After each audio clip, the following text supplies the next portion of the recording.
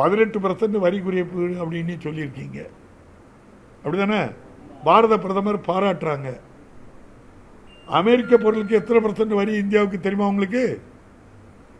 0%, 0%. அமெரிக்காவில் உள்ள விவசாய பொருள் அவ்வளவு இங்கே வருது. விவசாயி ஏற்கனவே வறுமையில் இருக்கிறான். விவசாய பொருள் நம்ம பொருள் விற்கவே செய்யாது. நம்ம அமெரிக்காவில் இருக்க விவசாய பொருள் தான் வரும். நீங்கள் பாருங்கள், இது எவ்வளோ இந்தியாவுக்கு எவ்வளோ பெரிய பாதிப்பை பாரத பிரதமர் பண்ணியிருக்காங்கன்னு பாருங்கள். நீங்கள் நான் சொல்கிறேன், அதானியை பாதுகாக்க இதை ஒத்துருக்காங்க. ஒரு வெளியுறவு ஒரு நாட்டுக்கு ஒரு எக்ரிமெண்ட் போட்டால் எப்படி போடுவாங்க? வெளியுறவுத்துறை அமைச்சர் அல்லது பாரத பிரதமர் அல்லது வெளிநாட்டில் உள்ள அங்கே உள்ள அதிபர் பிரதமர் உட்கார்ந்து பண்ணுவாங்க. இது என்ன தம்பி?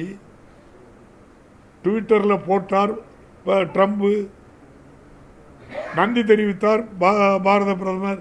இதெல்லாம் நாட்டில் இதெல்லாம் நடக்கிற சமாச்சாரமா தம்பி? ஒரு நாட்டில் பிரதமர் இருக்கிறாரு, வெளியுறவுத்துறை அமைச்சர் இருக்காங்க, அங்கே அதிபர் இருக்காங்க. அது ஒரு இறையாண்மை உள்ள நாடு. இந்த இறையாண்மை உள்ள நாட்டுக்கும் இன்னொரு இறையாண்மை உள்ள நாட்டுக்கும் ஒரு எக்ரிமெண்ட், வர்த்தக ஒப்பந்தம் எப்படி போடுவீங்க? ட்விட்டர்லேயே போட்டு விடுவீங்க. ஒரு நாள் 500% பாரு, இன்னைக்கு 18% சொல்லியிருக்காரு ட்ரம்ப். நாளைக்கு இதை 150% யார் பொறுப்பு? அதுக்கு யார்கிட்ட ஒப்பந்தம் போட்டிருக்கீங்க நீங்கள்?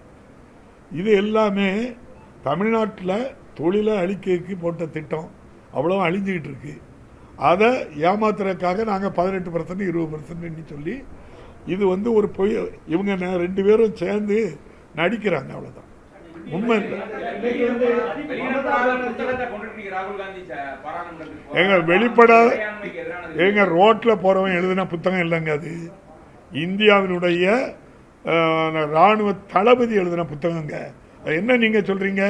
இவர் சொன்னது உண்மைக்கு புறம்பான்னு சொன்னது அந்த இராணுவ தளபதி சொல்லணும். இதை உண்மைக்கு புறம்பா பேசாருன்னு யார் சொல்லணும்? அந்த புத்தகம் எழுதின இராணுவ தளபதி ராகுல் காந்தி சொன்னது உண்மைக்கு புறமானது சொல்லுங்க. அது இந்திய இறையாண்மைக்கு எதிரானது சொல்லுங்க, ஏற்றுக்கிட்டேன். எங்க இராணுவ தளபதியில சொல்லியிருக்காரு.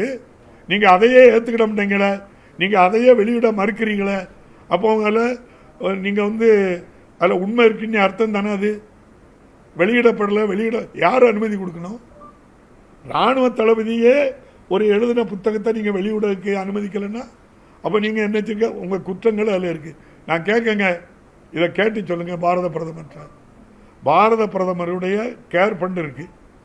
அது இந்திய நாட்டுக்கு எந்த பிரதமர் இருந்தாலும் அது ஒரு பிஎம் கேர் ஃபண்ட் இருக்கும். அது ஓகே. இன்னொரு பாரத பிரதமர் ஃபண்ட் இருக்கு. அந்த பிரதமர் ஐயா நம்ம பாரத பிரதமர் ஒரு தனியாக வச்சுருக்காங்களே, அதுக்கு சைனாவில் இருந்து எவ்வளோ ரூபா வந்திருக்கு நீ கேட்டு சொல்லுங்க. யாரெல்லாம் அனுப்பியிருக்கான்னு சொல்லி கேட்டுங்க. எனக்கு அமெரிக்காவில் ஒரு விவகாரம், சைனாவில் ஒரு விவகாரம் எங்கே நடந்தாலும் நம்ம பாரத பிரதமருக்கு தெரியலையே. அமெரிக்க அதிபர் சொன்னதுக்கு அப்புறம் தான் ஓகே இப்படி ஒரு சட்டம் போட்டிருக்கான்னு தெரியுது. அப்படின்னா எவ்வளோ ஏழாமண்ணி சொல்லுங்க நீங்க. நம்ம எவ்வளவு இந்தியாவில் உலகம் பூரா அவ்வளவு ஒரு மரியாதை உள்ள நாடு. இன்னைக்கு எவ்வளவு பலகீனமா இருக்கிறோம் நம்ம. பிளே ஸ்டோர் மற்றும் ஆப் ஸ்டோரில் இருந்து பாலிமர் செயலியை QR கோடு மூலம் பதிவிறக்கம் செய்யுங்கள். செய்திகளை உடனுக்குடன் பெறுங்கள்.